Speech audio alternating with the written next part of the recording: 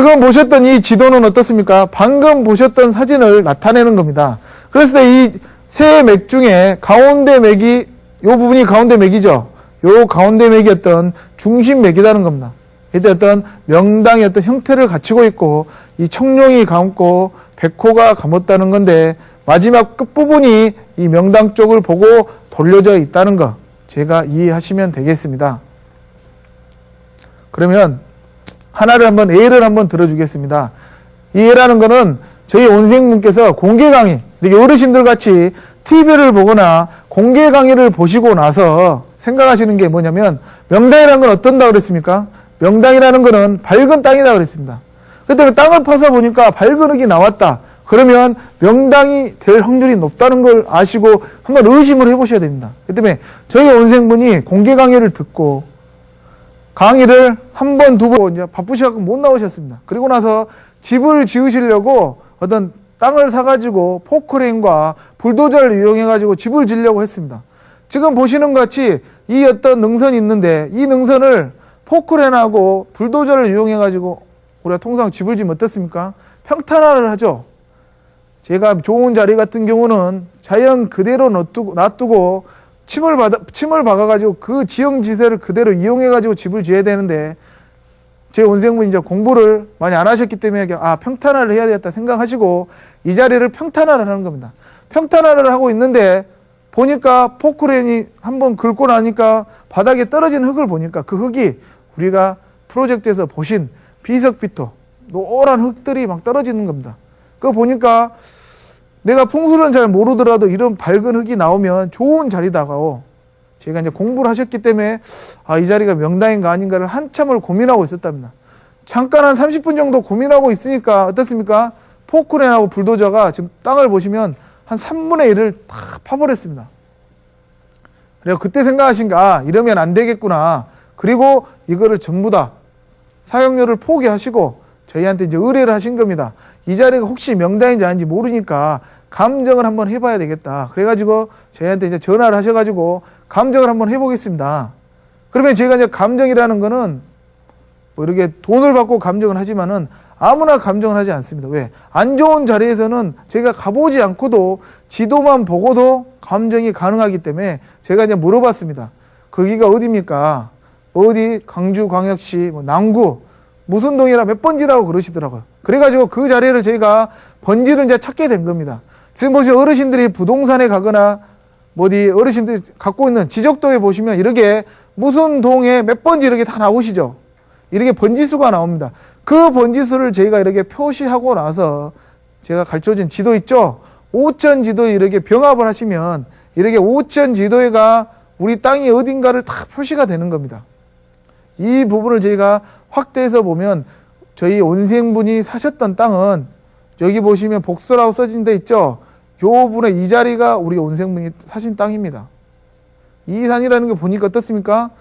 산에 능선상에 위치하고 있죠. 그래가지고 이 자리는 제가 감정을 해도 되겠다 하고 제 원생한테 전화를 해가지고 이 자리는 좋은 자리 같다. 한번 감정을 해봐야 되겠다. 만약에 안 좋은 자리다 그러면 저희가 감정을 하질 않습니다. 왜 그러냐면 안 좋은 자리는 가가지고 이 자리는 묘를 써도 안 좋고 집을 써도 안 좋은데 가가지고 말할 수가 없기 때문에 안 좋으면 저희가 감정을 안 해드리는데 이 자리는 좋기 때문에 저희가 감정을 하게 결정이 됐고 저희 원생분한테는 뭐라 말씀드렸냐면 현장에서 만나자고 그랬습니다. 그러니까 저희 원생분이 우리 땅이 어딘지 아십니까? 어떻게 알고 오신다 그러니까 어떻습니까? 이 5천 지도를 보게 되면 집이 어디에 있고 그 땅이 번지수만 말해주면 우리 땅이 어디 있는지도 다 확인이 될 수 있다는 겁니다. 그래가지고 이 현장에 들어가는 거고요. 이 산이라는 거는 지금 보시는 것 같이 동쪽에서부터 서쪽으로 맥이 옵니다. 맥이 와가지고 이 맥은 주변에 보셨던 이렇게 물을 만나서 끝나는 거고 이 작은 맥이 남쪽으로 이렇게 맥이 뻗어서 내려오는 겁니다. 내려왔을 때 이 능선상해가 어떤 이 분의 땅이 나타나게 된다는 겁니다. 그때 이 부분을 사진으로 보게 된다고 그러면 이 원생분한테 이 땅을 어떻게 샀는가를 제가 이제 물어봤습니다. 왜 어떤 유명한 풍수 와서 봐줬냐, 아니면 누가 이걸 선택했냐, 그걸 물어보게 됐을 때 제 원생분이 하시는 말씀이 원래는 이 자리를 살려고 그러는 게 아니라 이 안쪽에 보면 이 기와집 있죠? 요 부분을 사시려고 그렇답니다. 요 부분이라는 거는 제가 예전에 뭐 천석군이 나오는 대명당의 집터라고 해가지고 이 집을 살려고 여러분이 가고 여러 번 찾아가가지고 그 집을 살려고 노력을 했는데 안 파셨다 그럽니다. 그래가지고 그 자리 안 사면 그 옆자리를 사야 됐다 하고 사신 게 요 집터를 사신 겁니다. 근데 제가 지리학적으로 봤을 때 이 집터라고 하는 건 어떻습니까? 사람으로 말하면 목입니다. 목. 산이 들어오고 있는 옆구리의 목 부분이기 때문에 이 자리는 흉지입니다. 흉지. 그러면 자손이 천석군이 나왔다. 그 자리는 이 집터의 영향을 받는 게 아니라 어떤 조상이 좋은 곳에 모셔가지고 어떤 기운을 받는 거지, 이 집터에 살게 되면 어떻습니까? 묘에서는 어떤 영향을 받았지만 이 집터에 사신 분들은 마이너스 영향을 받는다는 거고, 저 집을 안 사고 이 땅을 사신 게 훨씬 잘 된 거라고 저희가 이제 말씀드렸고요. 이 부분을 이제 위에서 보시게 되면 이 수맥이 크게 2번 감았습니다. 명당이라는 거는 제 수맥 공부하실 때 수맥은 뭐 지구에 없는 데가 없습니다. 통상 수맥은 2m, 3m 사이로 간격으로 다 있지만은 이렇게 명당자리 같은 경우는 어떻습니까? 10m, 20m 사이에 하나씩 있다는 겁니다. 이렇게 좋은 자리는 수맥이 띄엄띄엄 있고 안 좋은 자리는 촘촘히 수맥이 있다는 겁니다. 그러게 보셨을 때 이 명당자리는 주변에가 집이 있습니까? 없습니까? 이 판에는 집이 하나도 없죠. 왜 그러냐면 우리 원래 조상들께서는 어떻습니까? 아늑하고 온팡하고 따뜻한 데다가 집을 짓다 보니까 어떻게 보면 계곡이나 골짜기 쪽에 낮은 데다가 저희가 집을 짓다 보니까 지금 보시는 것 같이 이 밑쪽에가 다 집들이 있습니다. 그렇지만 이렇게 능선에는 우리가 바람 탄다 그러죠. 능선에다가 집을 지으면 바람이 타기 때문에 안 좋다. 그렇지만은 어떻습니까? 외국에서는 조망권이라고 해가지고 능선상에 집을 짓고 어떤 천지의 기운도 능선에 어떤 기운이 있다는 거지, 비탈이나 옆구리에는 그 어떤 기운이 미치지 않는다는 겁니다.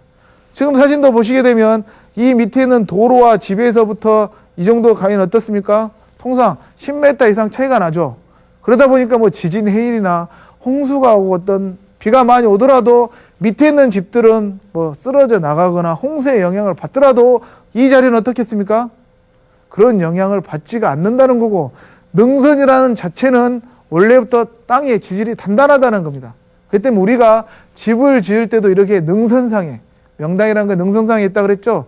판판하고 능선상이 위치된 곳에다가 집을 이렇게 지으셔야 된다는 거고, 집을 지으실 때도 저희가 깎지 않고 절개하지 않고 그 현상 그대로 놓고 나서 그 위에다가 집을 지었을 때 우리가 말하는 어떤 천지의 기운을 받고 자손이 어떤 좋은 영향을 받는다는 겁니다.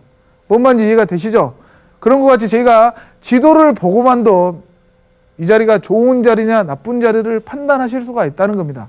그렇기 때문에 어르신들께서 어떻게 지도를 보면 판단이 되냐 그러시는데, 이 지도를 한번 봐보시겠습니다. 우리가 산이 이렇게 능선으로 왔을 때 지금 보시면 이렇게 O자로 써진 게 뭐라 그랬습니까? 묘를 표시하는 겁니다. 그렇기 때문에 산이라는 거는 동쪽에서부터 이렇게 서쪽으로 왔고, 지금 이 부분은 남쪽으로 내려온 거고, 지금 이 부분이 어떻습니까? 사람으로 말하면 목 부분입니다. 목 부분이기 때문에 우리가 산으로 말하면 산의 뒷부분이 되고, 이 부분에다가 저희가 조상이나 집을 쓰게 되면 전기로 말하면 감전이 되는 겁니다. 감전. 우리가 입수처, 대살처라 가지고 아주 흉지에 당하는 겁니다. 그렇기 때문에 현장에서 봤을 때는 산의 앞뒤를 구별할 수 없을지 몰라도 지도를 보시게 되면 이 산이라는 거는 동쪽에서 서쪽으로 왔고, 이 맥이라는 거는 북쪽에서 남쪽으로 내려왔다는 것을 표시되는 거고요.